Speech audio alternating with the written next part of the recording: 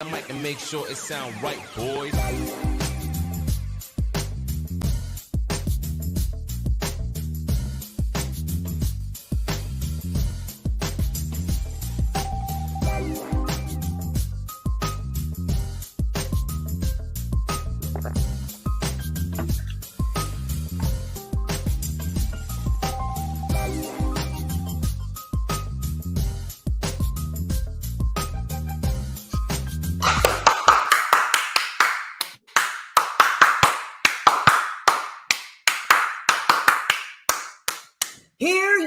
Hear ye, I decree that all must turn uppeth on a Thursday, because, ladies and gentlemen, I'm the one and only DJ Storms, and I would like to welcome each and every single one of you back here to the best Thursday night show that one could find in the entire IWC. We are streaming live on 4 different platforms across 6 different accounts. And we are going to have a good time as always, because I am here. And when I'm here, you always going to have the time of your life. As of course, you already know who I am, Mr.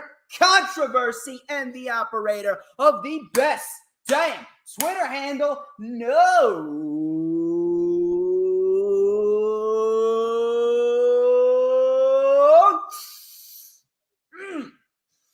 Wow! Woo! Do you smell that? You know what that is right there? That is the smell of pure excellence. Wait for it. Wait for it.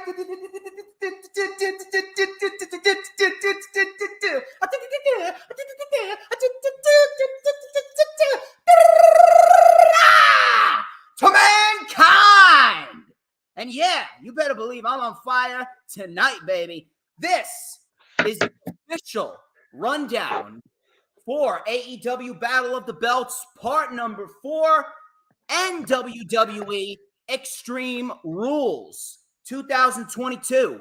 Battle of the Belts will take place this Friday at 11 p.m. live directly after Rampage, while Extreme Rules will be taking place this Saturday. I'm liking the Saturday pay-per-views. This Saturday on Peacock. Pre-show starting at 7 p.m. Eastern Time. We got a lot to go over. I appreciate all of you joining me here. But as you can see, I'm not alone. Back here on the channel for the first time since March, actually. Creator of PWP Nation, lifelong wrestling fan, DJ Storms Posse member, and fellow New Jersey brethren himself. Ladies and gentlemen, please welcome back to the channel, Mr. Jay Alletto. How you doing, brother? Great. Dude, thank you so much for inviting me back on this channel. I'm pumped. I'm excited. Extreme Rules right around the corner. Battle of the Belts this Friday. I'm chilling out here in the dirty, rainy Jersey. Thank goodness we had some clear skies today and some sunlight after about a week straight of rain. And yeah, man, I'm excited to talk about these shows with you, brother. I'm very, very pleased that you decided to accept the call.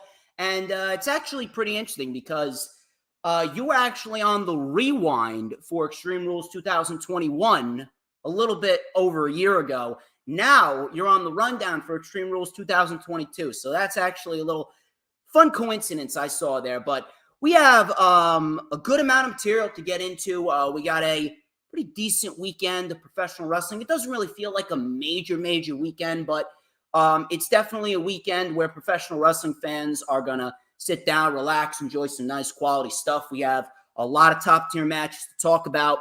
We're going to start off with Battle of the Belts 4 first. But first things first, what are your overall thoughts on the 2 cards that have been put together? And what are your thoughts on the builds going into these shows? Obviously, one show's had a better build than the other. And one show, obviously Battle of the Belts, that's mainly in a test run phase. I've said this numerous amounts of times that Tony Khan, he needs to get it to 2 hours and make it the true mini pay-per-views in between the big 4 pay-per-views for AEW. But this year, obviously the first year that they're doing the Battle of the Belts, first year that they're rounding out, and it is just a test run to start it off. But I do believe we will see 2-hour Battle of the Belts sometime within the next year. Obviously, we will see how that plays out. But I'm definitely liking what they're doing here. Battle of the Belts 4 looks like a decent card. Extreme Rules looks great. What are your thoughts on them? Yeah, man. So Battle of the Belts, as you mentioned, it's a concept that Tony Khan is kind of putting out there. We never really know when these shows are coming, unless you're completely obsessed. Like, I didn't know it was Battle of the Belts this week until you said it. And then I heard it on Dynamite last night. There's some matches this Friday. So, like, it's kind of like, a test run, like you mentioned. That's a great way to put it. But it's also a throwback to the old Clash of the Champions that WCW and NWA used to do on TBS at 6:05 and whatnot. So, or 8:05, whenever it was. So it's kind of that throwback to Clash of the Champions. But of course, it's hard to build with to these kind of shows because you don't really have you have a world champion, but you just kind of had that whole scene get put into disarray. So you kind of had to rebalance whatever you were going to do in the show anyway. So you got what you got. But Extreme Rules, on the other hand, the build has been fantastic. I'm so excited Triple H and Stephanie are in charge. I also love Vince McMahon. I'll be the guy that would always back Vince McMahon, and but this build up you're seeing, I know you do. I know you do. But what we're seeing is a little bit of Triple H's vision for what he wants the WWE to be eventually, especially, right? It's going to take a long time to kind of, we still haven't faded out of that same old Vince McMahon kind of vision. The storylines are different. He's bringing back some wrestlers that were unceremoniously released, and the build up to this card, phenomenal, fantastic. The card is stacked. I'm pumped up for it. I might make the trip to Philly. I'm thinking about making the trip to Philly. I'm like thinking about it to go to it. I don't know if I'm gonna or not, but I'm thinking about it, bro. I wanted to, and believe me, if I could, I would go to Extreme Rules and I would go to Full Gear as well. But I recently was just at Arthur Ashe Stadium, and then 2 days later, I went to an indie event over in Totowa for ISPW. Shout out to ISPW as well. Shout out to Tommy Fierro, the promoter of ISPW. He's fantastic. Love what they're doing over there. Shout out to Rob Williams, who's a great friend of mine that works over there as well. And Bam Cristiano. He's a big-time watcher of the channel. He is fantastic. So I hope that everyone from ISPW is doing good. And I really do look forward to seeing you the next time, probably for ISPW Survive, which is on November 11th in Butler, New Jersey, St. Anthony Church Gym. And there's going to be a Survivor Series-esque main event, 5-on-5 tag team elimination match. So I'm definitely looking forward to that. But before we get into what we're going to get into here, where can we find you on social media? You could barely find me anymore, man. I am banned all over the place. However, you can find me on. I still have an Instagram at Alletto at PWP Nation. My PWP Nation Facebook is on fire. The Facebook page is crushing it. We're doing crazy amounts of reach and likes, and all that stuff has just been out of control. So I'm grateful for that. I don't know where it came from, quite frankly, but Facebook's popping right now. Always at pwpnation.com. Again, that's pwpnation.com. And Jay Alletto is my name. I'll be back on social media and on Twitter especially soon, but you could find me at the moment at Don't Try This Pod. That's where I'm at. That's a former podcast concept that I had, and it's the only account that I have that's left that they haven't taken away from me unceremoniously. But I can also be found on alternate platforms like Truth Social. Find me on Trump's app, Truth Social. I'm there. Find me on Minds.com. You can find me on Getter. You can find me on Rumble. You can find me on Odyssey. You can find me on YouTube. You can find me freaking everywhere except for Twitter, brother. That's the only place where I'm completely banned. So I'm thinking about getting Truth Social only because of the fact that Trump's my fucking guy. Trump's a fucking You should get it. You should get it as a strict backup to Twitter, and you should also get a Rumble account as a backup to YouTube, because Rumble is going to start blowing up soon. I guarantee it. I'll bet money on it that we'll see Rumble just forge forward into the mainstream soon enough. I'll think about it only because of the fact that YouTube's pretty much been my home for like the last 5 years when I've been doing this. And the only reason why you can sync them up. You can sync them up. You can sync up the two. Yes. The only reason why I'm actually hesitant to get Truth Socials because, dude, let me tell you something. I fucking hate social media, and I really get sucked into more apps than I don't already need to be because of what I do here. I have just enough. To do what I do here, because if I didn't have this, you wouldn't find me on social media. But I'm thinking about it. But yeah, I go on Truth Social like once every couple of days, and I check it for like 2 seconds. I check what Trump said, and I check maybe what somebody else has said, and that's it. Then I'm off. That's it, man. But Yes. it's a cool app, dude. It's not a bad app. It's very functional and stuff. So yeah, you can find me in all those places, guys. So go find me. Some of those links are actually in the description. His website, his Facebook page, the Instagram page, and his Twitter's all in the description. Couple of things, actually. I would like to send out my condolences, my prayers, my thoughts to Dee D Cena XOXO in the chat. She is a loyal supporter of mine, and we were talking earlier this week. Her mom has unfortunately passed away, and I would like to send out all my prayers to her and her family. I cannot imagine what that's like going through, and to be quite honest with you, I still don't know what I'm going to do without my mother and my father. I'm 23, and I really don't even want to think about it. To this day, I don't know what I'm going to do, and I don't know what I'm going to do when I'm in that moment. Seriously, I cannot imagine that. So all my thoughts and prayers go out to her and her family during this difficult time. That's number one. Number two, you can follow me on social media. Let me pop up this banner right here, because I actually forgot to pop up this banner. Here we go, right over there. Rundown banner. There we go. You can find me on social media at HistoryMakerDJS. That is at HistoryMakerDJS, both on Twitter and Instagram. You can check me out there.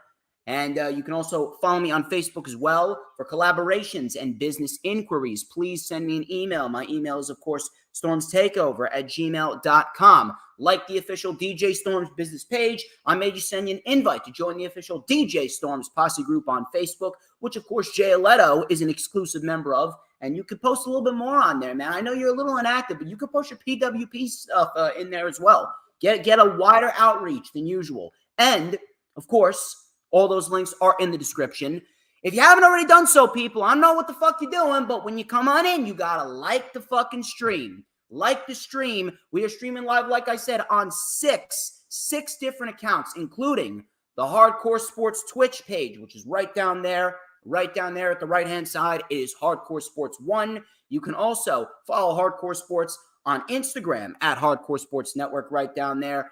Hardcore Sports Twitter, we are live on it right now. And the Hardcore Sports YouTube channel, we are on live right now, as well as my Twitter, my Facebook page, and my YouTube channel. So if you're watching on YouTube, like the stream over there, and then migrate over to the Hardcore Sports channel and like it over there. We are 21 subs away from 200 subs over on the Hardcore Sports YouTube channel. So guys, if you haven't subscribed to it, go and subscribe to it right now, because I'm telling you, it is going to blow up, and we are going to be the top tier place for all sports analytics. We do wrestling, we do UFC, we do baseball and football and hockey and basketball. We do it all. So people, please go and subscribe to it right now. It is going to be big. We got a lot of great people working over there, including, just to name a few, Mitch Kofsky, Matt the Giants fan, Jeffrey Turner, great people that do basketball, baseball, football, and wrestling. Great stuff, people. So go and subscribe to that right now.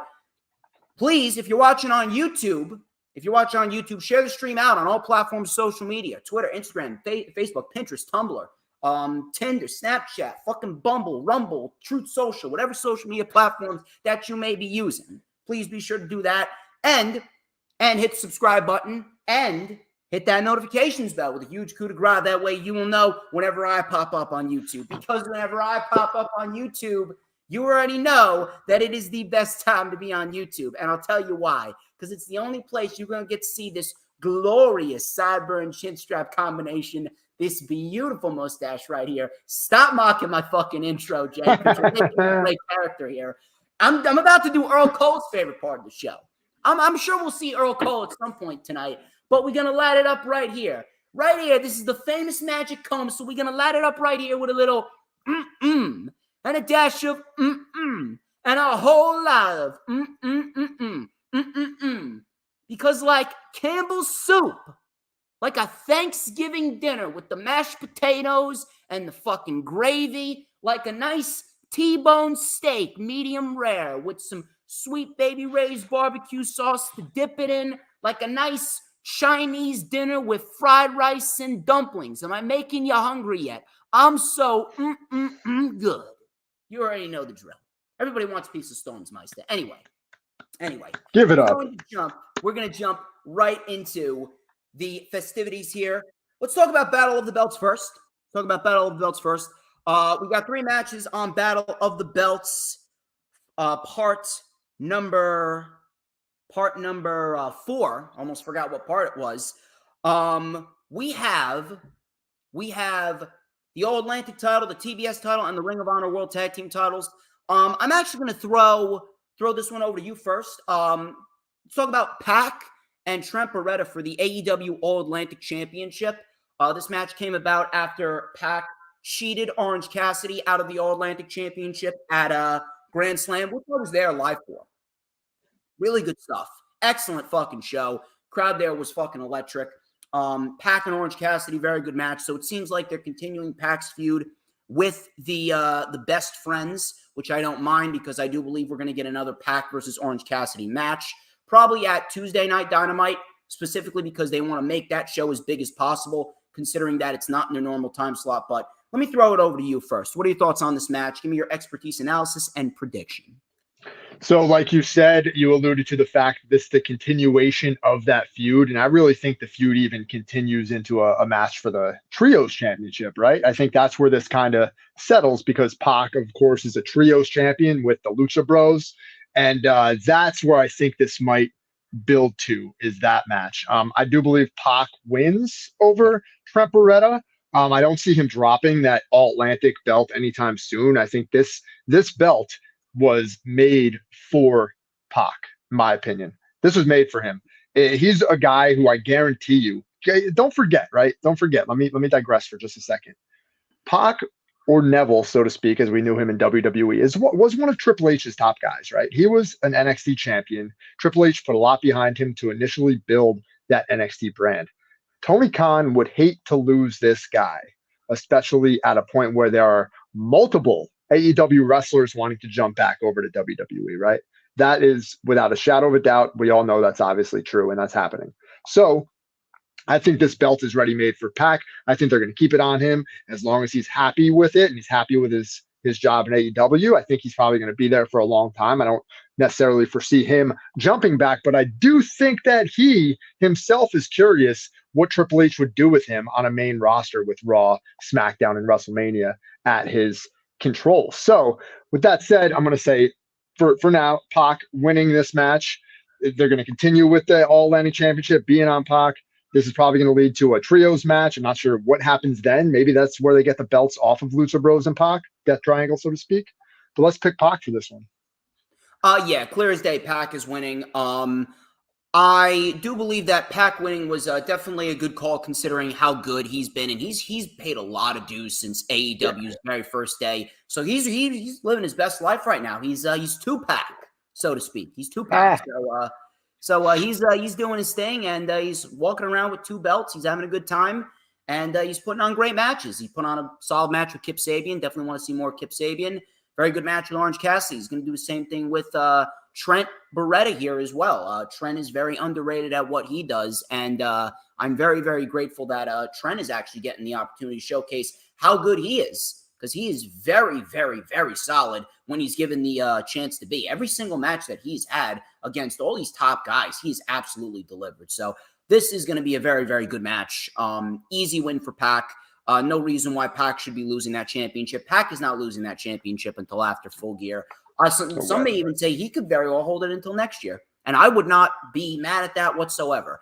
I'm not sure if this leads to a trios match. I would say it probably could, but I don't think Best Friends and Orange Cassidy are going to win. I think the trios titles are probably being saved for a new team. They probably might get a new solid team together. They probably might push Matt Hardy and Private Party in there because Private Party, they're looking to revamp them a little bit. I'm not sure where exactly they go, but I definitely would love to see Private Party get revamped, and hopefully they will be a little bit better off. Obviously, you got the Dark Order in there. They're getting their title shot on Rampage, actually, before Battle of the Belts. But Pac really showing everyone how much of a fucking workhorse he is. He's competing twice in one night. And Pac is he's a guy to be respected, and I'm very, very happy that he is a double champion right now because he is one of the best in the world. And this is going to be an easy win for Pac. So you and I, we are Pac across the board here. Yeah, totally. Let me hold on real quick. He's wrestling Rampage as well. Is there a trios match on Yeah, he's Rampage? defending the trios championships with Death Triangle against the Dark Order. Oh yeah, duh. Okay, I don't know why I disconnected that for a second. Yeah, holy crap, he is working twice. He's a Damn, I fucking didn't think beast. about that. Yeah, He's a what a monster. Both those matches are going to be awesome. Maybe he'll take it a little bit easy in the 6-man tag. Who knows? But damn, that's cool. Okay, Well, awesome. he won't have to do too much because Lucha Bros, they're Yeah, going to do some crazy shit as well. But yeah, of course. we're packed across the board here. Willow Nightingale versus Jade Cargill for the TBS Championship. Willow Nightingale, I like me some Willow Nightingale. I definitely want to see more of her. She's coming along. She's very good in the ring. Don't let her personality fool you. She's only bubbly during her entrance, but when that bell rings, I don't really want to make comparisons, but she's almost like the female Keith Lee, where she can get in there and fucking hit hard. She does pounces and cannonballs, and she is a very mean fucking Death Valley driver. She may be nice, but I don't want to get on the fucking bad side of Willow Nightingale because she can fucking hit hard. Jade Cargill, obviously, she's already a star. They are keeping that title warm for Jamie Hayter. There is no reason why Jade Cargill needs to lose this match. She is not going to lose this match. This is all going to result in Jamie Hayter taking the title off of Jade Cargill. When? I don't know. I'd probably say sometime maybe at the beginning of next year. It depends on what they exactly want to do because I don't see Jamie Hayter and Britt Baker breaking up just yet. I have a feeling that we're probably looking down the barrel of a tag team match with Saraya and Athena taking on Britt Baker and Jamie Hayter only because they don't want to put Saraya in a singles match all too soon. They kind of just want to ease her into everything. It's little bits every single time just to see how she takes to it. She got physical on Dynamite, and so far she looks okay, and we're going to see how much she can take going forward. They're just going to bring her on slowly but surely. They're not giving away anything, and too much of anything, at least yet. So I have a feeling that's what we're looking down the barrel of a tag team match, and that could be the final straw for Jamie Hayter to break away, but she's been getting a lot of big reactions. Jamie Hayter, easily the woman to take down Jade Cargill. So, they give these women a decent amount of time. Should be a decent match. Should be fine. But at the end of the day, Jade Cargill's not losing. That title is going to Jamie Hayter when Jamie Hayter finally breaks away from Britt Baker. Jay, over to you. Willow Nightingale, I saw her wrestle for the first time live at the ECW Arena in Philadelphia as a part of Major League Wrestling. And she came out and she immediately had a presence in front of a live audience. Like, I never saw her before until that day. And she was, bubbly, smiling a lot, waving to the crowd, very, very babyface-like, you know what I mean? And that's exactly what she's doing in AEW. So when I saw her again pull up in AEW, I was like, okay, yeah, I remember her. She does hit hard. She did have that crazy moonsault that she hit on Mercedes Martinez, and I think that knocked her out of action, if I'm not mistaken, because she was jacked up. I think that was on a Ring of Honor show. But obviously they gave her the win on Dynamite, which I was a little surprised to see. So there is an effort to push her a little bit, to give her this shot, to make it make a little sense, right? Like, it wouldn't have made sense if she didn't win a match. So she's getting this title shot at Jade Cargill, but I agree with you. Jade Cargill is not losing this belt. I don't know if Jamie Hayter is going to be the one to take it off her. Very possible. I think that's a very good prediction. I do think that the fans are obviously hot for Jamie Hayter. They would have loved to see her turn on Britt Baker, but they're clearly waiting. It's taken to her more so than any other time in her run, especially it started at Chicago. It's continuing. Oh, yeah. Oh, absolutely. And that's something that, you're slow burning it, you're teasing it, but eventually it'll come to fruition. And when it does, it has to be sudden. It has to be like a sudden impact. And I wouldn't even be surprised if there's a possible double turn there where Jamie Hayter is the one that turns heel, like full-blown heel, and they turn Britt Baker babyface. I don't know. Who knows? But either way, that with the reactions that Jamie Hayter's getting, man, the crowd, you don't want to boo Jamie Hayter. I'm just saying, wrestling. There have been wrestling bookers and promoters that have done crazier things as far as being creative, as swerving the audience. Hayter right? Turns on Britt Baker, the crowd is going to erupt in cheers. Britt Baker but if is natural. She's a natural cunt, dude. Sure. Okay. But see, if Jamie Hayter's the one that turns on Britt, depending on the type of beatdown it is, depending on how it goes down, it could have the opposite effect, right? They could turn on Jamie Hayter and cheer Britt. It would probably make more sense if you want to keep Jamie Hayter as a strong babyface for Britt to actually beat the shit out of Jamie Hayter. But either way, depends how they want to do it. But at the end of the day, we're talking about Jade Cargill here and Willow Nightingale. But I do like your idea to tie in Jamie Hayter eventually and have her take that belt. That's a great idea. Jade Cargill obviously is going to win on Friday, right? I don't see Willow Nightingale beating Jade Cargill. That would make no sense. This is probably going to be a 5-minute, pretty quick match. I can see that pump kick and then the Jade's finish. I can't remember the name of it right now. It escapes me. Yeah, Jade. I can see that coming to like really quickly. 5 minutes or less, I think, for this match.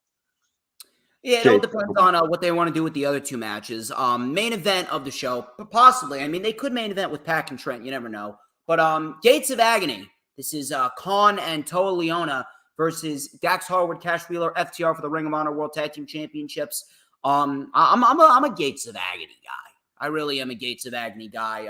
When they first came along, in Supercard of Honor back in April, when Tully Blanchard was still there, I liked their presence. Khan is fucking jacked, and Toa Leona, I mean, you know, he's one scary looking motherfucker. So, you know, they mesh very well together. This right here, this is going to be a very, very big test for the Gates of Agony because they've had some great matches. They've had some very good matches, and I'm glad that they're being featured on AEW TV, specifically against FTR, because FTR, this is a match that I actually called. I was actually FaceTiming Lisa Wardlow. Lisa is currently in the chat.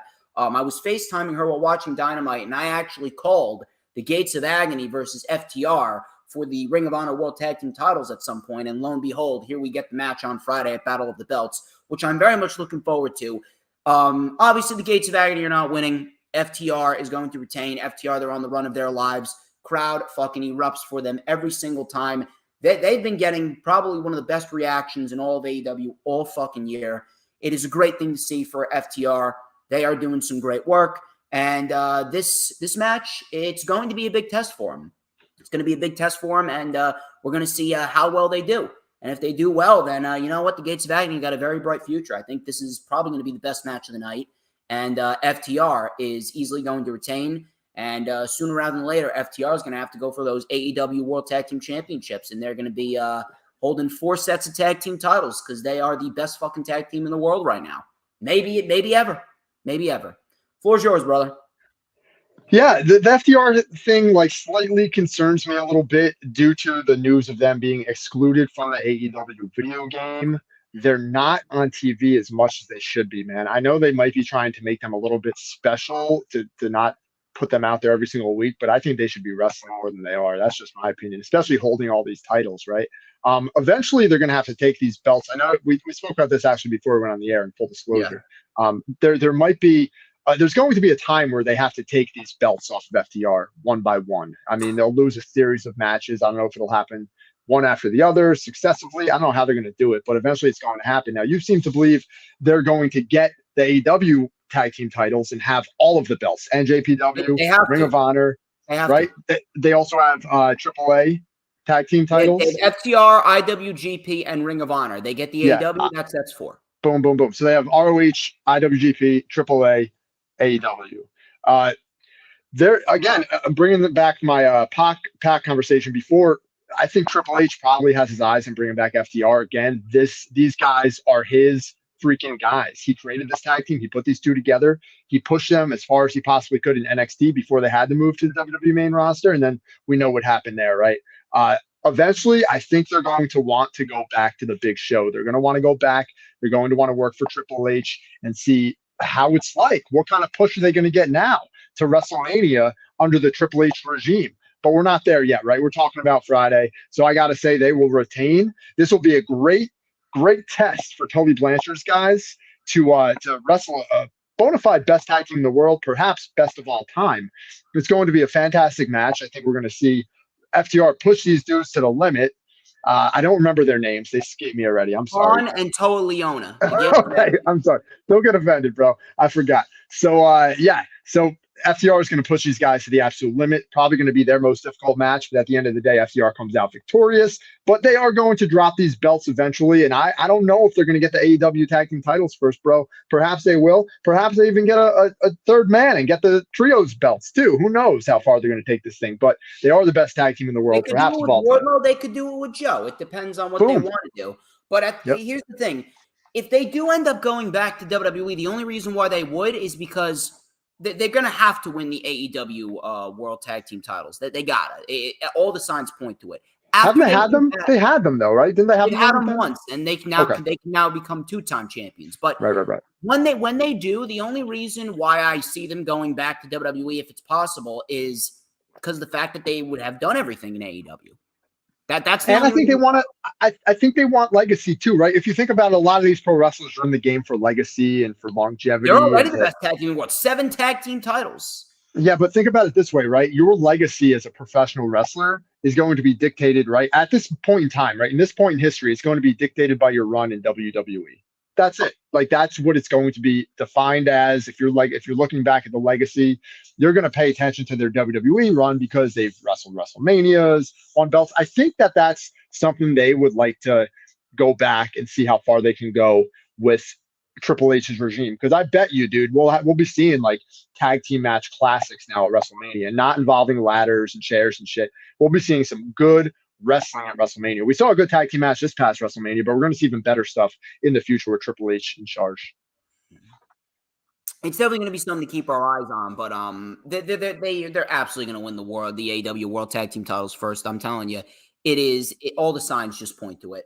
I do not believe that this show is going to be better than Battle of the Belts 3. Battle of the Belts 3 was still the best Battle of the Belts, specifically because of that match with Claudio Castagnoli and Konosuke Takeshita for the Ring of Honor World Championship, which was fucking incredible.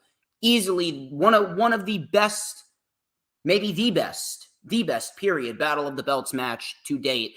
That match, you could have easily put that match on fucking pay-per-view and it would not have looked out of place. That match was fucking amazing. 20 minutes of fucking excellence. I do not think that any of these matches are going to come close to what that match was.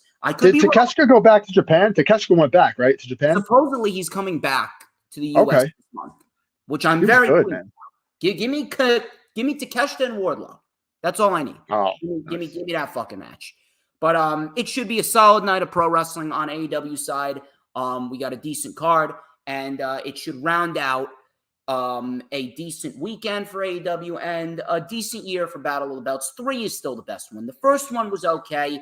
Second one was kind of lackluster. That was kind of shaky. Third one, easily the best. I think this should be probably the second best.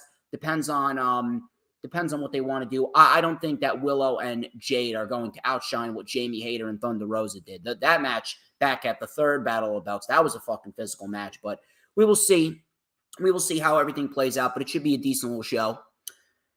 Extreme Rules. Let's migrate over to Extreme Rules side of things. We got 6 matches, and I was actually talking to you about this before we went live here on the air. The fact that this is probably the best-looking Extreme Rules card since Extreme Rules 2012, which is heralded as probably the greatest Extreme Rules pay-per-view of all time. I was at Extreme Rules 2014, which was a decent show in its own right. I remember that show very, very well. I was actually dressed as Bray Wyatt at that show at 15 years old. Nice little memory. Nice little trip down memory lane right there. But we got a really good card, man. And you know something that I like? I've talked about this a lot, and the fact that 12 pay-per-views for WWE, it's not the problem. If you put effort into every one of these pay-per-views, I don't give a shit how many pay-per-views you have. Just give me a fucking good show. Like I said, I don't care if they go to Saudi Arabia. Just give me a good fucking show. That's all I want.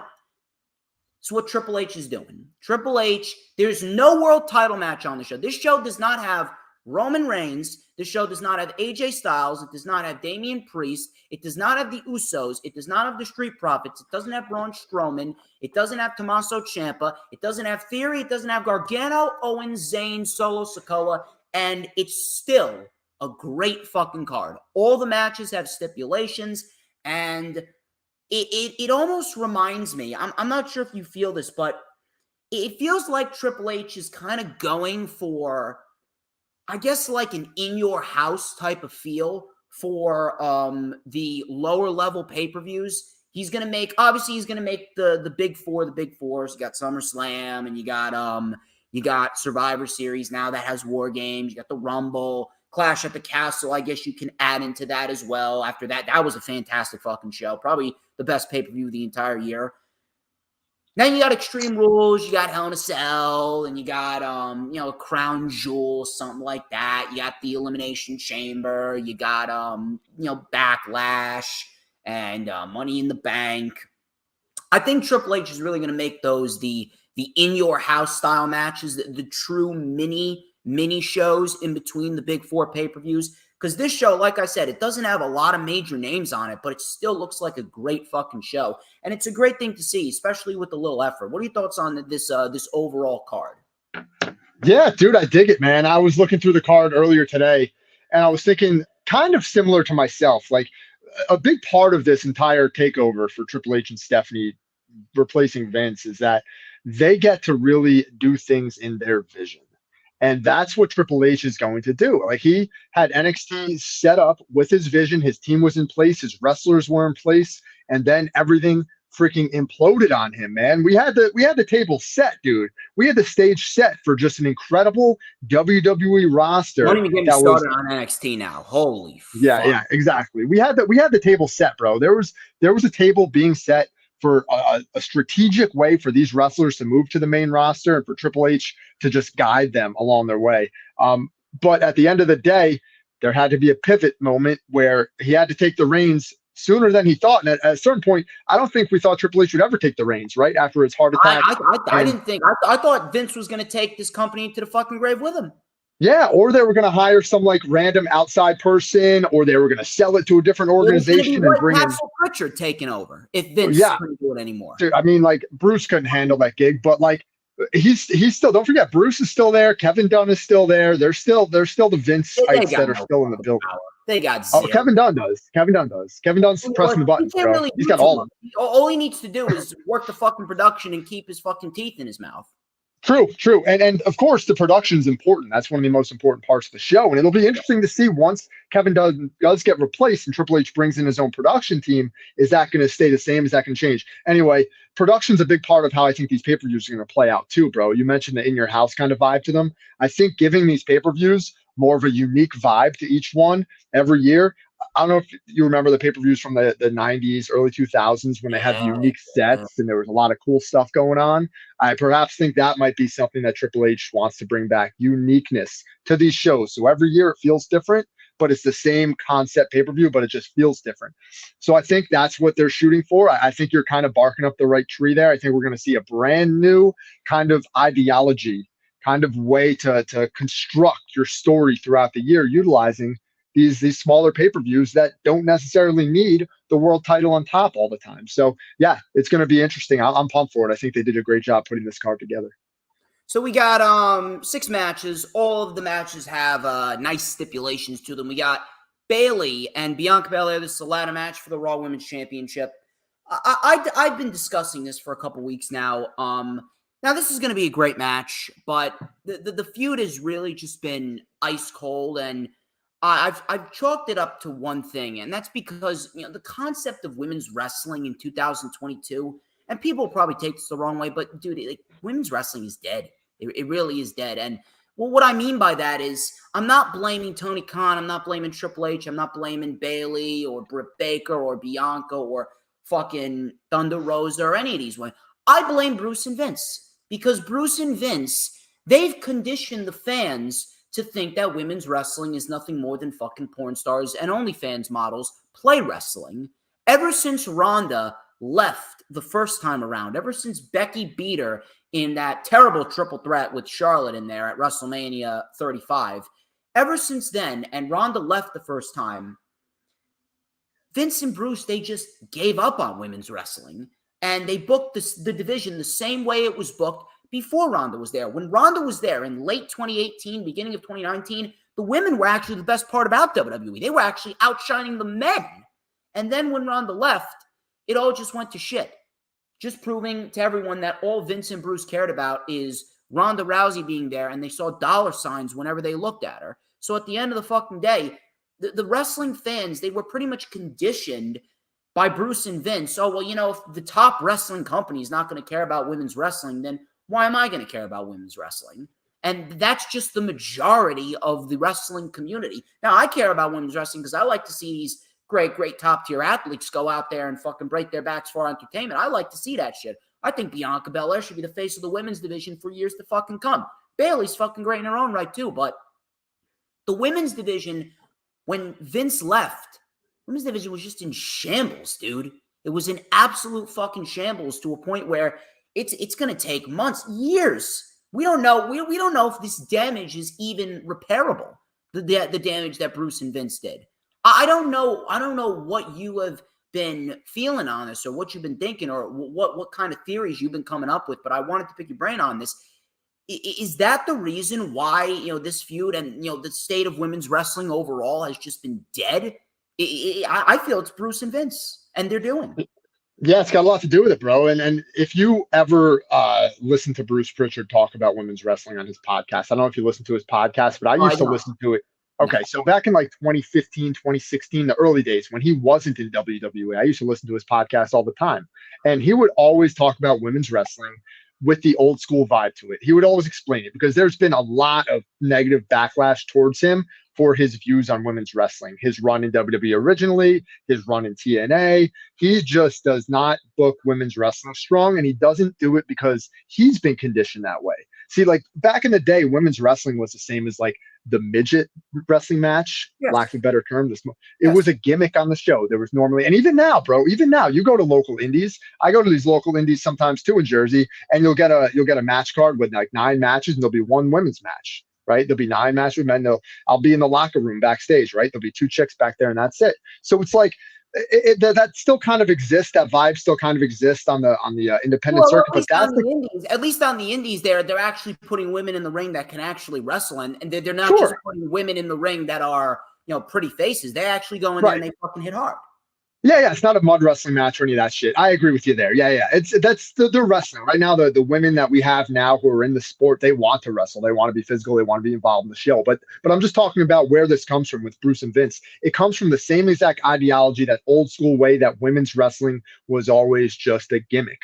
And once they started to fade back into that, as you just mentioned, faded out of the Ronda Rousey era, Becky Lynch, she's a champ, whatever the case may be. The pandemic hit, right? When we saw the pandemic and we saw Triple H's NXT kind of get decimated, Vince took a look at that roster, saw the women down there and said, wait a second, this is not what I was thinking. And Bruce too, probably both of them. This is not what they were thinking as far as the women's division was concerned. That's why you see the women who are now in NXT. Not taking anything away from them, man. I'm a huge Nikita Lyons fan. Don't get me wrong, bro. Don't get me wrong. I like myself with Nikita Lyons. Yeah. But I like her for other reasons than her wrestling ability. You know what I'm saying? And that's part of the reason. I don't know what it is. I mean, I know she brings a lot of assets to the table, but I don't know.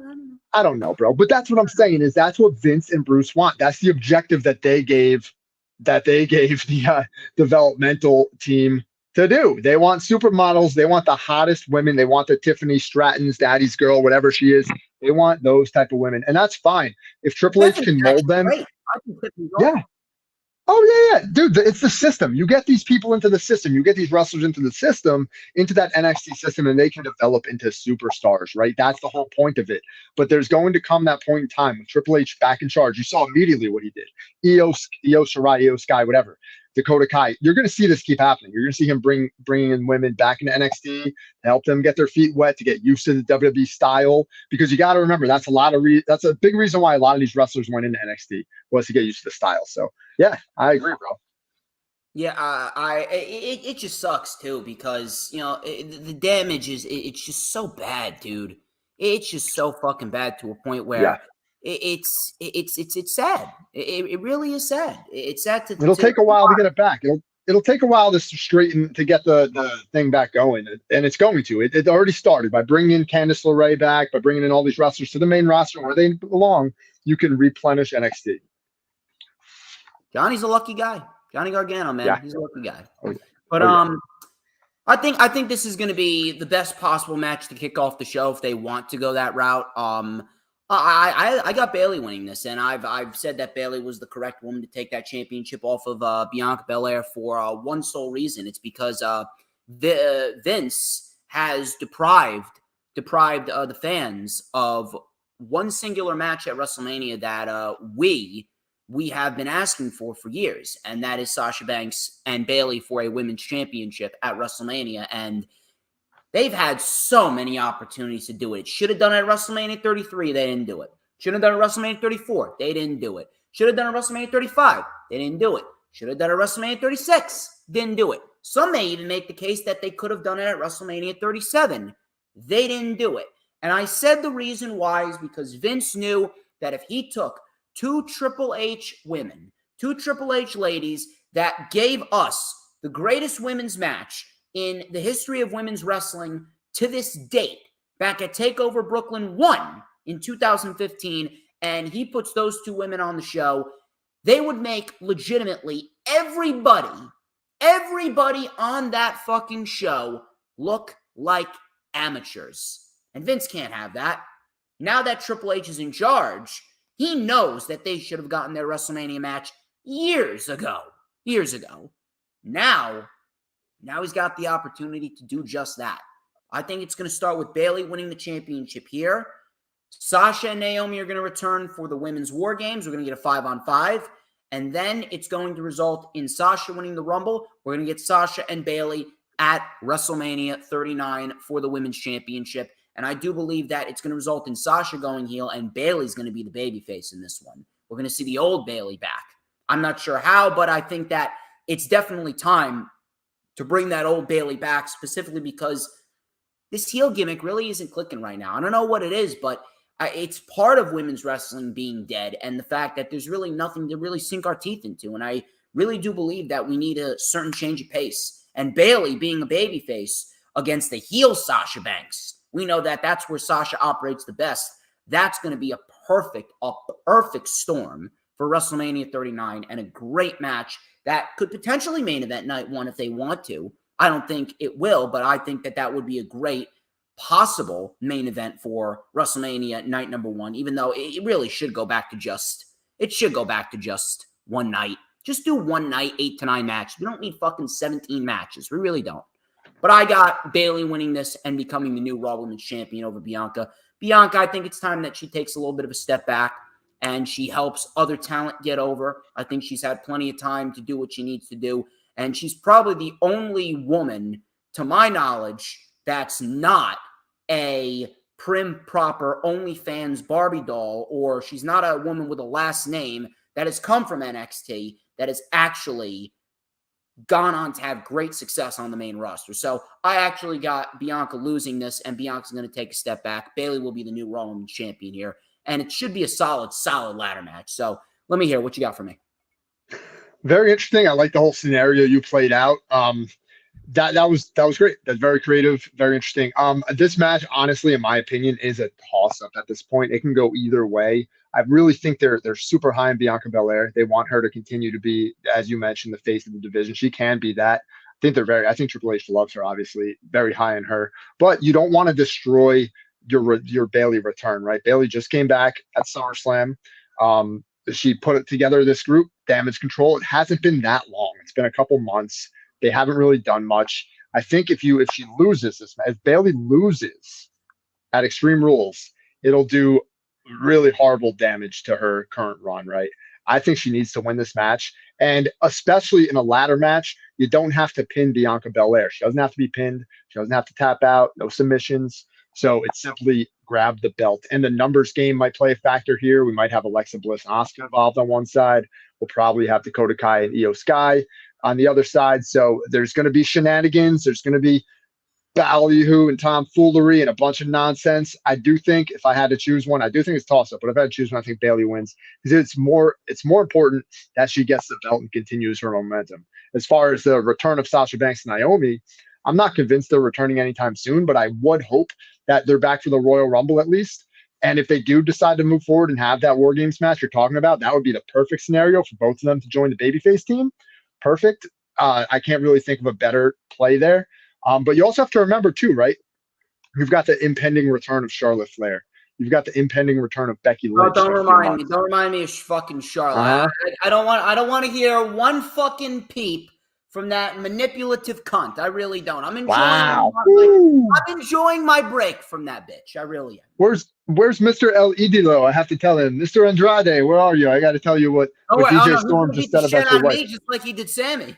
Yeah, bitch slap you too, like you did Sami Zayn. But at the end of the day, dude, I think a Sasha Banks Royal Rumble win is long overdue. I think she needs to win that Royal Rumble and main event. I would keep her as a babyface going into WrestleMania because she just got her first WrestleMania win this past year. No better way to follow it up with another win. And of course, I don't know if you want to exactly replay their match at Brooklyn Takeover that you were talking about, where Bailey's the babyface and it's built the same way. I think it would make more sense to keep Bailey as a strong heel with the faction, and then maybe after WrestleMania do the turn her back into powder puff Bailey or whatever the fuck she was. If Bailey loses this match, is it wrong to say that Damage Control is pretty much like the fucking League of Nations? Pretty much, dude. I mean, you can't form a heel faction like this, especially with women, and have their legs cut out from under them immediately, right? You would have to put the tag belts on them. Duh, they lost that first match or whatever. They won the second one. That made sense. Now you have to put the belt on Bailey, in my opinion, because you want them all three to have the belts. You want that to be the scenario, right? I think that's the scenario you want, so the baby faces can chase them down. It's a reset, bro. This is Triple H resetting the course, going back to simple professional wrestling basics, bro. Babyface, chase the belt. Heels, be scumbags and have the belts. That's simple, and it's going to play out over time. We'll see it work. So from there, let's talk about one match. This is probably the second match that I'm looking forward to the most. I'll talk about the first one a little bit, but we got the Brawling Brutes. This is Ridge Holland. He's actually been getting a decent amount of mic time. Ridge Holland ain't bad on the microphone. It's not bad. Ridge Holland. We got banger after banger Sheamus. He ain't fucking lying. And then we got good old Pete Dunne, or Butch. He's still being called Butch, but he's wrestling like Pete Dunne, taking on Gunther. I actually think that's probably the best of the new name change. I think he's taken to it pretty well. Yeah. Gunther, Ludwig Kaiser, and Giovanni Vinci ain't bad. That's actually a pretty decent name too. Giovanni Vinci rolls off the tongue actually pretty well. Imperium versus the Brawling Brutes is a good old-fashioned Donnybrook match, which is pretty much an Extreme Rules match, but in the name value of Donnybrook, or the name only Donnybrook, but it's really an Extreme Rules match. I was talking to my father about this actually a couple weeks ago.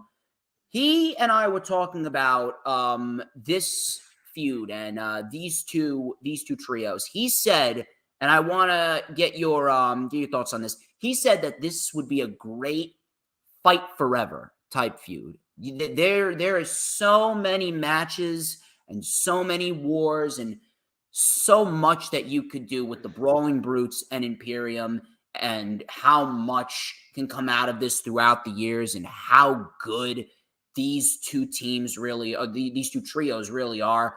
I actually do agree with them. This could be a great fight forever type feud. This could be a great, almost a Sami Zayn, Kevin Owens type of fight forever type feud. Like they're just destined to be intertwined, especially after the trios match that they put on a couple weeks ago on SmackDown. That match was fucking great. So I don't expect anything less right here. This is going to be fucking chaotic. This is going to be fucking wild and all over the place. And I fully expect Imperium to win. Imperium, they are they're really looking to build up Imperium as a team that's really going to they're really going to build Imperium up as a team that's going to be second in command to the Bloodline. And then I really do believe that the team of Kaiser and Vinci, or Marcel Bartel and Fabian Eichner, they're going to be right underneath the Usos, waiting to take the titles off them. It's either Imperium or it's Owens and Zayn. But I do believe that Imperium is going to be right underneath the Bloodline, and they're going to be waiting to fight the Bloodline at some fucking point. I don't know when, but if we're looking at a Roman and the Usos versus Imperium match, you can fucking sign me up for that. I'm not sure when that's going to happen, but I got Imperium winning this. Triple H has big plans for Imperium right now, and they're going to push him as the top-tier tag team on SmackDown, right underneath the Bloodline, of course. And they're going to build him up to have probably the best year in 2023. Gunther's had a great year.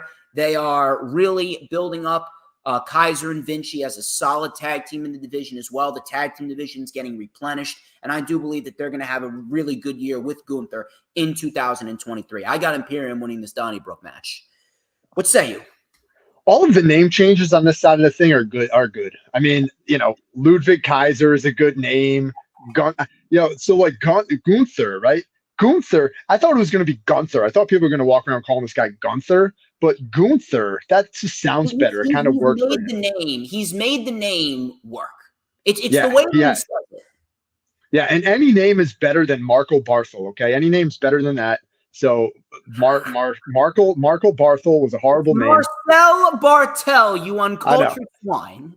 But I read it as Marco Barthel. Every time I saw it, I just read it and I would say, that is Marco Barthel, and that's an awful name. And I think the new name is awesome. The new name's much better. So I think the names work for everybody here, even Pete Dunne. I think I like the name Butch. I've always been a fan of the name Butch. I had a great uncle named Butch who was an amazing guy. So I don't mind that name Butch. I kind of wish he had a last name. Maybe he should be like Butch the Brute or something. I don't know. Anyway, when I look at Butch, all I think about is in terms of name is Adam Cole's theme song, but you replace Boom with Butch. It's all about the Butch. That's all I think about. I don't know why. That's all I think about. How long until somebody calls him bitch? Like, hey, we're gonna take the U out of your name and add an I. Like someone says that. Like, ooh, that would be a great promo for anyone that wants to have a promo off with the Brawling Brutes. Just call Butch bitch. I think that would be pretty fun. It would be funny. I don't know, man. I think this match again can go either way. I want to lean towards the Brawling Brutes here because, and I'm actually going to go on the record. I'll go on the record. I'm going to pick the Brawling Brutes to win this match. I think Sheamus will probably pick the W over Marco Barthel or one of these guys. But Giovanni Vinci. If you're going to go that route. Yeah. Wait, hold on. Who was so Ludwig Kaiser? He was Marco Barthel, right? He was Marcel Bartel, yes. Marcel Bartel, and Giovanni Vinci was Fabian. What was his? Fabian Eichner. That's it. That's another goofy freaking name. That name sucks too. That's almost worse than Marco Barthel. I couldn't even remember it. But anyway, what do you want? You disrespecting my Italian boys over here? No, I'm just saying Giovanni Vinci's a much better name than Fabian Eichner. Just saying. But anyway, I think Sheamus probably gets the win, and I'm basing this off of his loss, his Intercontinental Championship match loss at Clash of the Castle. And then he got his ass kicked on SmackDown this past Friday. I'm not sure what they're going to do tomorrow night on the show to kind of even it a little bit. If like Brawling Brutes have a huge SmackDown and they, maybe win like a singles match or maybe like beat down Imperium, perhaps Imperium will win. But I think if like Imperium keeps momentum. Bulletproof anyway.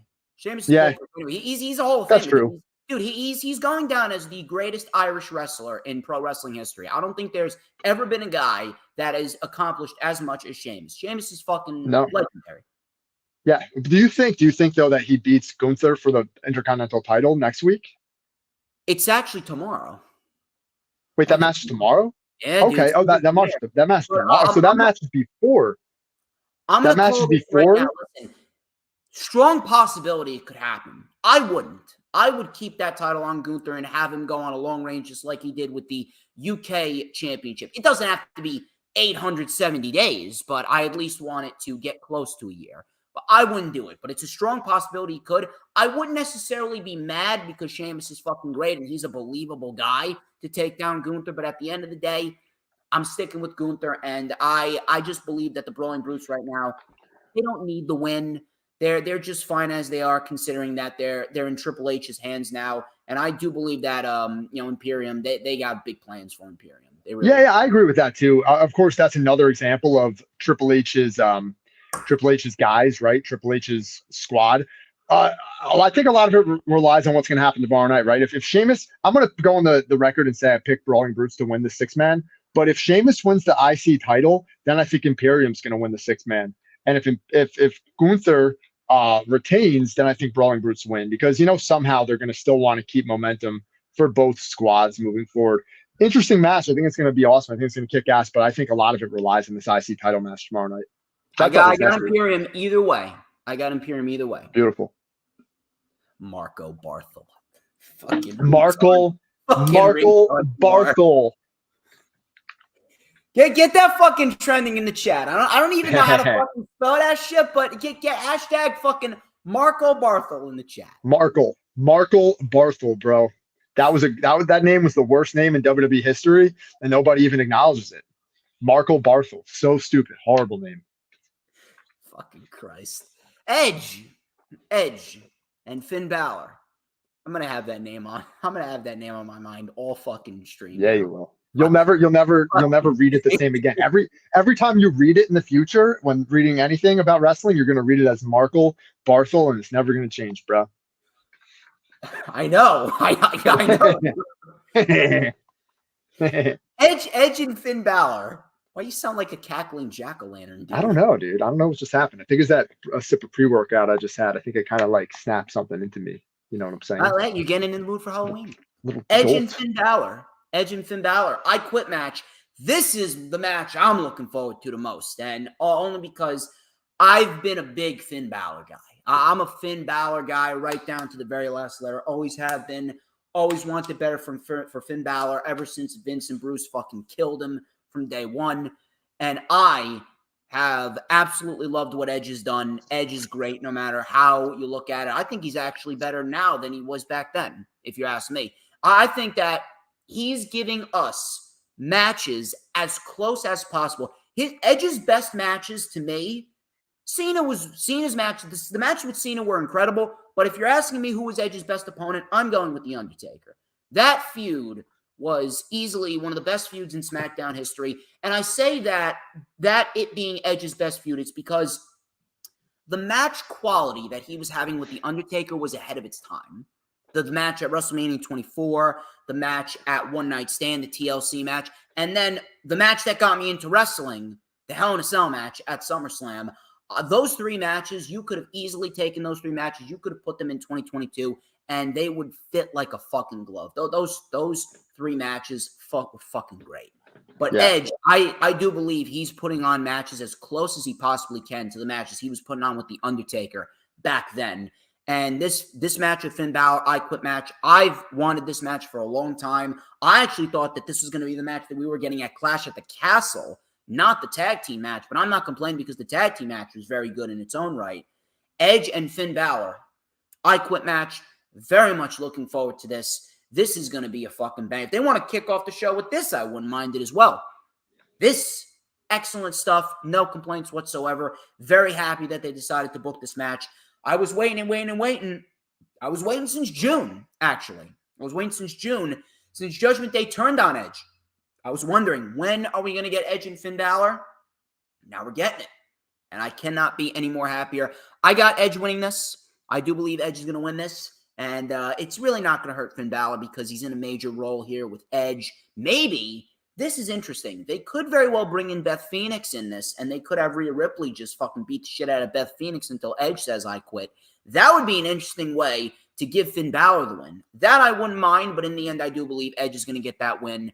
This is all culminating, I do believe, in a Survivor Series match.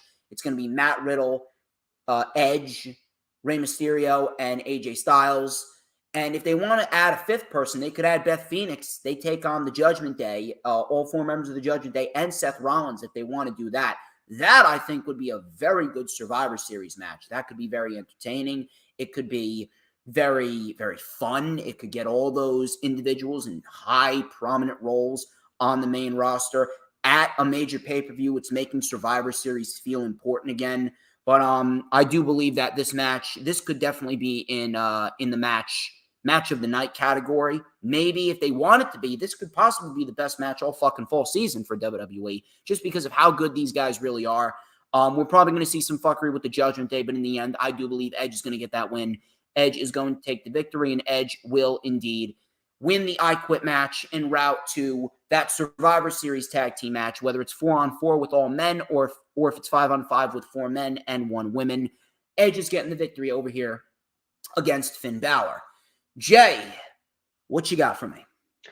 Dude, you stole what I was going to say, basically, bro. And that was a situation where Edge is forced to say, I quit. This is another scenario where the Judgment Day needs this win more than Edge does. And I think Edge is probably really excited to put over Finn Balor and to give Finn Balor a win. Because if you listen to Edge while he was in retirement and he had his podcast that he would do and he would interview wrestlers and stuff, he is a huge Finn Balor fan, dude. He used to talk so much great stuff about Finn Balor that I can almost guarantee he's going to put Finn Balor over here. But there's going to be a lot of fuckery involved, of course. I think you're going to see every storyline that this whole angle involves. Rey Mysterio will be involved in this match. Dominic will be involved. Rhea Ripley, probably Beth Phoenix, as you said. That might be the lightning bolt to help Edge say, I quit, whatever happens there. Or perhaps they even get Rey Mysterio in a daunting situation, right? Maybe they beat him down and they have to, or maybe they're going to, who knows what they're going to do. But I think Judgment Day needs this win more than, I'm going to say Judgment Day as a whole, because if Finn Balor loses the match, it's the de facto leader of this group. It's going to be devastating for their faction, and for any heat that they have the next Monday Night Raw. So I mean, they do actually have more wins over the baby faces than the baby face. The baby faces only won about, I want to say, 2 or 3 matches. We've had a lot of matches with the Judgment Day and Rey Mysterio's crew.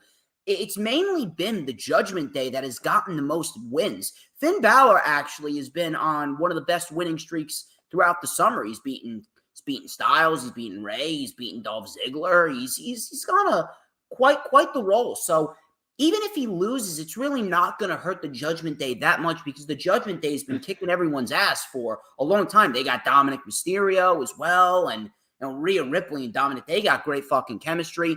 Balor and Priest. The one thing that I don't like about the Judgment Day, and this is just me nitpicking, is the fact that Triple H is not allowing Damian Priest to go out there. And when Damian Priest and Edge first joined, and they had Rhea Ripley in there as well, when Edge was leading the Judgment Day, Damian Priest used to take the microphone and in that deep fucking rock star voice that he had, he always used to go, "All rise." I want to hear that shit more often. That shit's great. I want a t-shirt for the Judgment Day that says "All rise." I want to see that shit. That's the only criticism I have. Triple H, give Damian Priest a live microphone and make him say "All rise." That's all I want.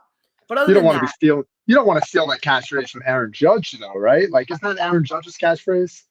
who cares, dude? You I listen get to it. when Damian Priest says it? Are you I going know. to No, I know. Damian Priest when he says it like that? I'm with you. And again, I think that Triple H, this entire Judgment Day, this is all of his crew. These are his guys, Fantastic. basically, outside of Dominic. He was huge on Damian Priest, huge on Finn Balor, huge on Rhea Ripley. He loves this group. And Edge, I think Edge really, really, really wants to put over Finn Balor. I think Edge wants him to get the W. Remember, Edge had the win over Damian Priest on Raw. So that was big. Edge came back. He wrestled in his hometown. He had a great match with Damian Priest. Won that match. I think this one. They also, I guess did they win or they lose that tag match? They won, right? Yeah, Edge Did they have beat the Judgment Day, and then Dominic so it kind of then Dominic turned. Victory. Yeah, but that was still a win on the books, right? So I think it's due time that Finn Balor picks up this win over Edge. They could even deem this as one of Finn Balor's biggest career wins, when he gets that win. So I'm going to choose Finn Balor, and I'm going to choose the whole rivalry, even with the AJ Styles involvement, which I do think there might be a heel turn there at some point. I think the whole rivalry continues, and this whole entire saga bleeds all the way into WrestleMania. I think this whole thing continues in some way, shape, or form.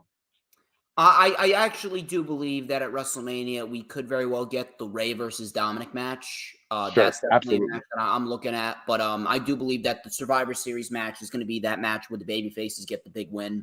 But I got Edge in this one only because of the fact that Judgment Day's been kicking their ass. I think Edge probably is looking for a win, especially after he got kicked in the balls by Dominic Mysterio at Clash at the Castle. And Dominic's shoe came off, which I was laughing my fucking ass off at. But let's shift gears now to the SmackDown side. We got Karrion Kross, and he does not look like a fucking medieval hatchet man anymore, which I'm very, very happy to see. We got Karrion Kross and Drew McIntyre strap match. These guys are going to have a lot of fucking welts and lacerations. I think that these two are going to beat the fucking shit out of each other. And I'm going to enjoy every fucking minute of it. Here's something that I want to bring to the table here.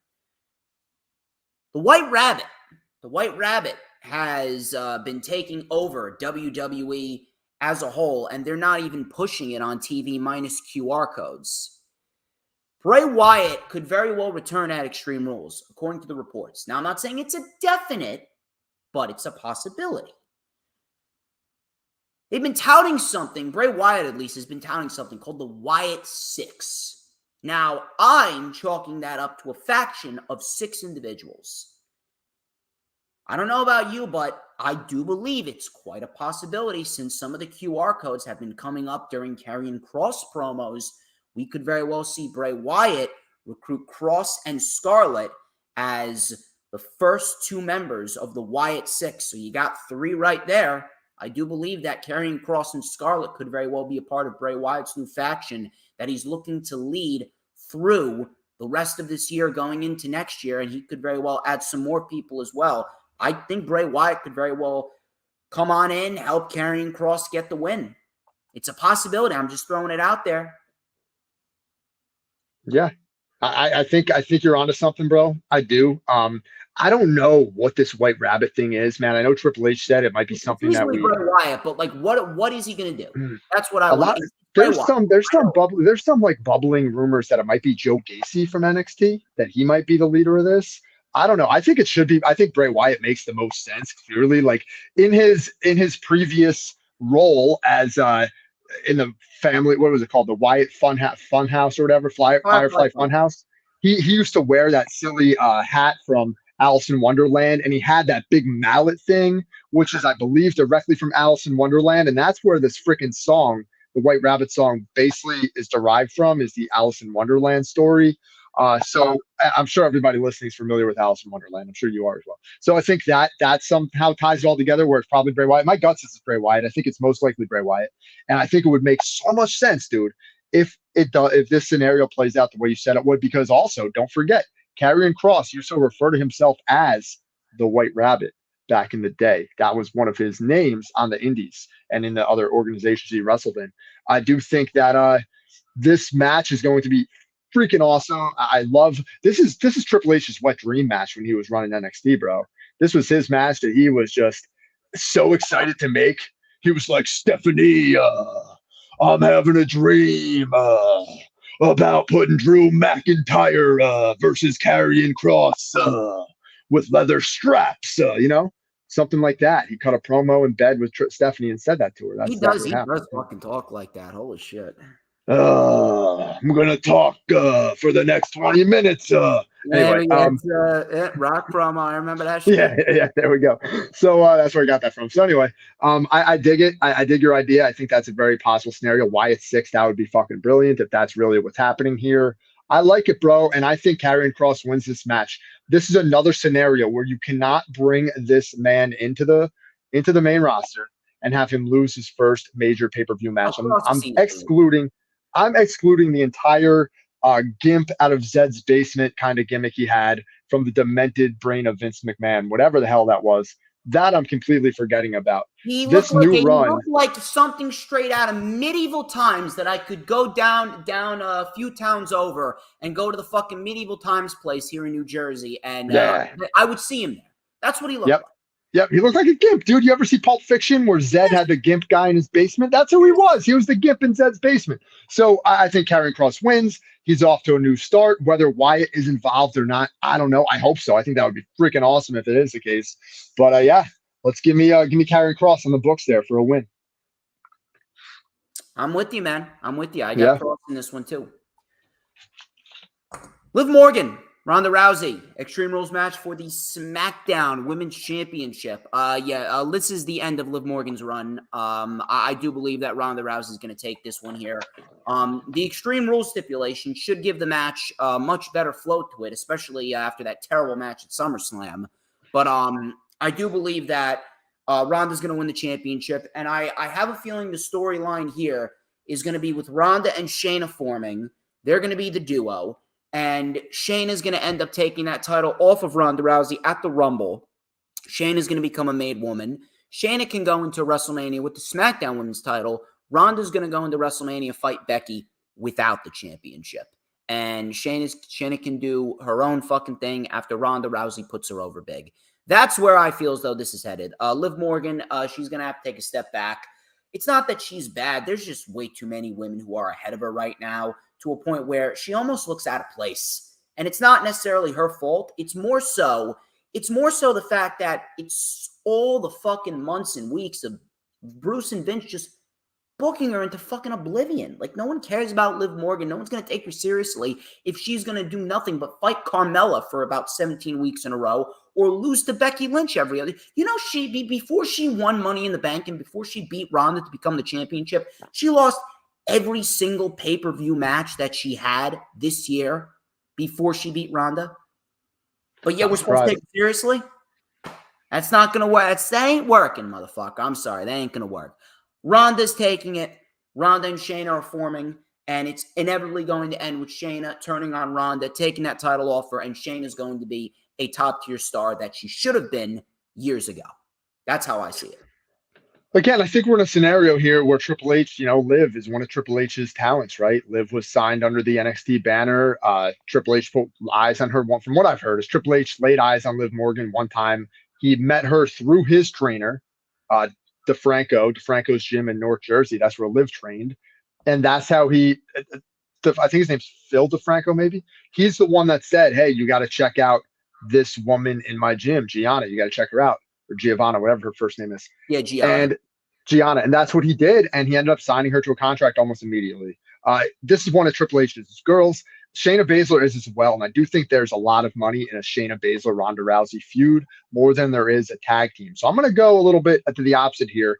I think, when you have Money in the Bank, when someone's losing, and you throw Money in the Bank on them, that's a way to turn around their momentum. They've done this in the past with former Money in the Bank winners, somebody who's lost, Money in the Bank, bingo. Royal Rumble winners too. They've had Royal Rumble winners have like no momentum going into the Rumble, and then all of a sudden they win the Royal Rumble.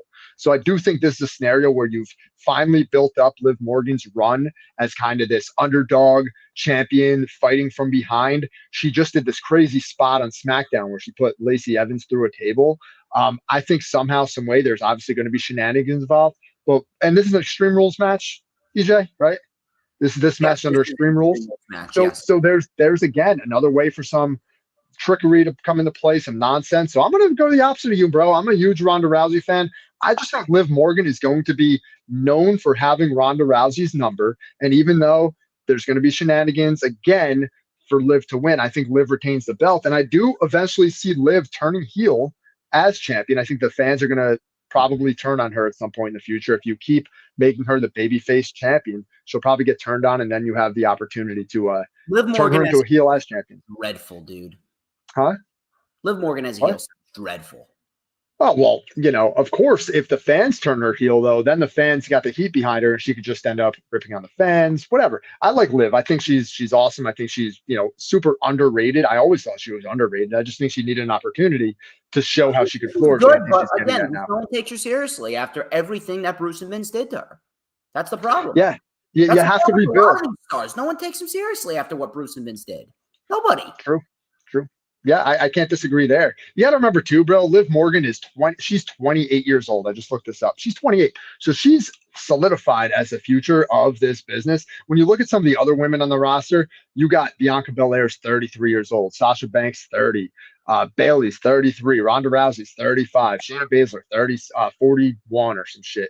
I mean, it's to the point where you have to rely on some of your younger female wrestlers. Female wrestlers have a much shorter shelf life, man, to be honest, because a lot of them, and I'm not trying to be sexist or anything like that, because I'm not, but a lot of them want to go and build families. They want to have children. They're not as physical most of the time as men are, so they normally take a step back earlier in life because they're a bit more fragile. Not being mean, again, just being reality here. Natalya, she's like a freaking phenomenon, to wrestle for this long. So I think Liv Morgan, a win here would do so much more for her than it would for Ronda Rousey. So I'm going to pick Liv to win. I still got Ronda in this. We'll have to put some money down on that one. I'm not trying to convince you, bro. I'm not trying to convince you. I'm just going with what I think. I see how you are. We'll I'm see. not trying to convince you, bro. We'll see. We'll see how that plays out. But I do believe Ronda's going to become the new champion there. Matt Riddle, or as Kyle O'Reilly used to call him, Matthew Riddell, versus Seth Rollins, Fight Pit match. Special guest referee Daniel Cormier. I'm definitely looking forward to this, and this should easily be the main event. This is the best possible match to main event the show just because of how fucking big it is and how the structure is going to be. And I do believe Matt Riddle and Seth Rollins are really going to beat the shit out of each other in similar fashion, just kind of like Cross and Drew, but I think it's going to be that much more brutal. And I do believe that in the end, Matt Riddle is going to get that win there. One thing that you have to remember is the X factor in this. Bobby Lashley and Seth Rollins are fighting for the United States Championship on Raw. With Matt Riddle winning, do you think that Rollins is going to win the U.S. title and then at Crown Jewel, it's going to be a U.S. title match with Matt Riddle going over and finally solidifying himself as being better over Seth Rollins? I don't know. They could go either way there, but I would personally keep the title on Lashley. You have him hold it for a long time because he's believable in that role. But it's a possibility. I'm just throwing it out there. Obviously, you got to look at it from all angles. But in the end, I do believe that Matt Riddle's coming out with the victory here because Seth Rollins, he's a made man. He's done everything there is to do in the WWE. I would actually love to see him over in AEW. I'd love to see Tyler Black make a debut over in AEW and see what he could do over there because, again, there's really nothing more for him to do in WWE outside if he wants to go down to NXT, fight for the North American Championship and shit like that. But I do see Matt Riddle taking the win here. He definitely needs a big major singles win, specifically since he has been pushed as a singles guy for a couple months now. I do believe that he's going to get this big singles win. I do believe Matt Riddle is going to take the win over here. Daniel Cormier as the special guest referee should add a nice, legit presence to the match. Something crazy is going to happen. Someone's going to jump off the fucking fight pit cage. It's going to be nuts. I'm going to enjoy every minute of it. But in the end, yeah, Matt Riddle's going to take that win there. And these two are going to main event the show. Matt Riddle and it's going to show you why he should be at the top of the card. It's going to be a main event guy. I got the bro winning this. Nice, dude. I do think that there will be a telltale sign. This is probably going to be the main event, right? This most likely will be the main event. However, I do think there's a shot in the dark that if there is a Bray Wyatt return, that will close the show. If that return happens in the leather strap match or whatever, it'll probably be the main event. It also wouldn't be a shock if Drew McIntyre's in the main event either. Nobody would be surprised by that. So with that said, I think Matt Riddle also wins this match. I do think Daniel Cormier is going to have a large involvement. And I personally believe that Daniel Cormier will have a future in the WWE in some capacity. Perhaps not in the ring in a wrestling role, but I don't know how big of a UFC fan you are, but I don't miss a UFC event. And he is one of the best color commentators the UFC has, one of the best color commentators they've ever had. If it wasn't for Joe Rogan, he would be the best. So Daniel Cormier is multifaceted. He was a champ in the UFC. So he held both the UFC heavyweight and the UFC light heavyweight championships at the same time and defended them both. That's something that's never been done before. So this guy is about do a lot of things. He could be a commentator, he could be a producer, he could be a creative team member. There's a lot of. We'll see how he is, but I do believe that this is a nice introductory role for him.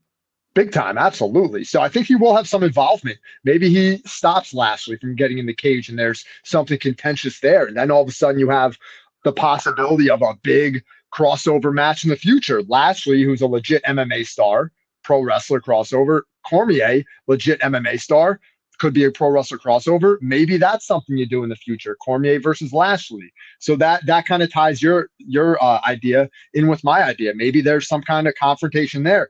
Who else to stop Lashley from getting inside that fight pit than the former UFC heavyweight champion of the world, Daniel Cormier? I also know that there's heat between Cormier and Brock Lesnar.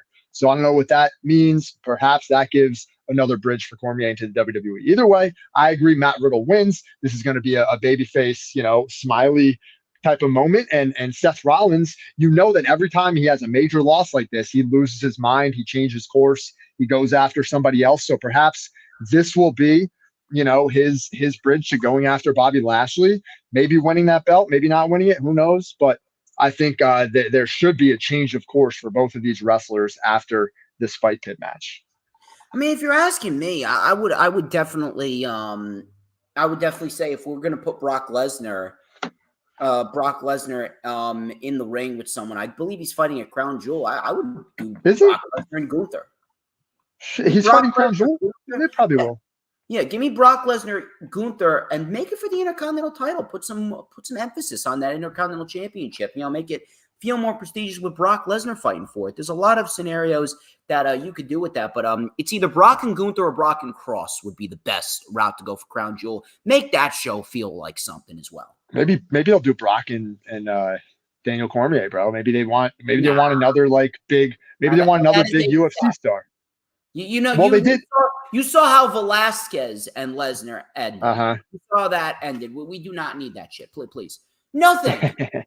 Nothing. Well, ladies and gentlemen, that wraps up this edition of The Rundown. That's all we got for you.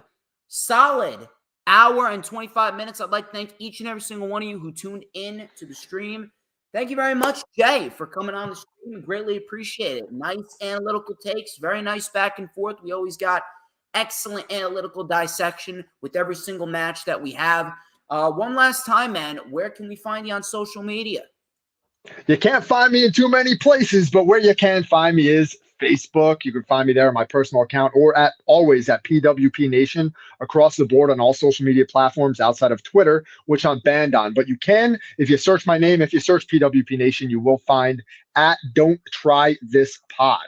I had Don't Try This at Home was a podcast that I had in the past that didn't really take off. I did a couple of episodes, but maybe I'll bring it back. Who knows? I got a lot of stuff going on in my personal life. I got side hustles going on. I have an eBay store that's crushing. So if you go to the PWP Nation eBay store, you can buy some stuff from my personal collection, stuff that I'm flipping. Send me an offer. I will sell you something cheap. Go ahead, check that out. So you can find me all over the place. I'm not hard to find. I'll talk to everybody. I'll have a discussion with anybody. I am pro free speech. I am pro First and Second Amendment. I am pro America. Let's fucking kick ass. Let's take names. No war. I'm anti-war. Let's stop all this war bullshit. Let's get back to a point of where we can all be happy, peaceful, and just love life, man. That's what it's all about. Thank you, Lisa Wardlow. She's saying I'm very handsome. Thank you, Lisa Wardlow, for the amazing compliment. Thank you so much. It's okay, though. It's okay. I'll take the compliments. It's fine. Thank you, Lisa. Thanks, DJ. Appreciate this as always, bro. This is a great time. Not a problem, man. I always look forward to having you back on the channel in the future. People, do not forget, check out all the links in the description. Like, comment, subscribe. LFU is on Saturday, my day. Saturdays are my day, 1 p.m. Eastern time. LFU. We're talking about the Sammy Guevara Andrade drama, and apparently there was no world title plans for Cody Rhodes under the Vince McMahon administration. We're going to dissect that as well. And then on Sunday, October 9th, is the rewind for Extreme Rules at 1 p.m. Eastern time with my good man, Mr. Earl Cole, baby. Earl Cole is great at what he does, and I'll be on his channel as well on October 13th to talk about Dynamite and everything going on with the AEW Dynamite news, rumors, dissection. We're going to talk about the show. We're going to have a good time as well. It's going to be good. Very, very happy to go and work with Earl Cole again. Once again, Jay, I greatly appreciate you. You have been great, and I hope to do this again very soon. Ladies and gentlemen, he is Jay Alletto. I'm DJ Storms, and this has been The Rundown. But before we sign off, there is a very important question that everyone must answer. Everyone in the chat knows the answer to this question, but I got to make sure you know, Jay. Jay, who runs the IWC? Who runs it? Sean Ross Sapp. Fuck. No. Hold on a second. Wade Keller. No. Who listens to Wade? Billy Body. Brad Shepard. I don't know who the fuck Billy Body is. Brad Shepard's cool with me, but who else do we got here? Dave Meltzer. Dave Meltzer's okay, but no. Grim from Grimm's Toy Show. I want to punch him in the face. Come on, man. All right, I know who runs it. DJ motherfucking Storms, bro. That's who runs this shit. That guy. Who but DJ motherfucking Storms? We'll catch you this Saturday for the LFU.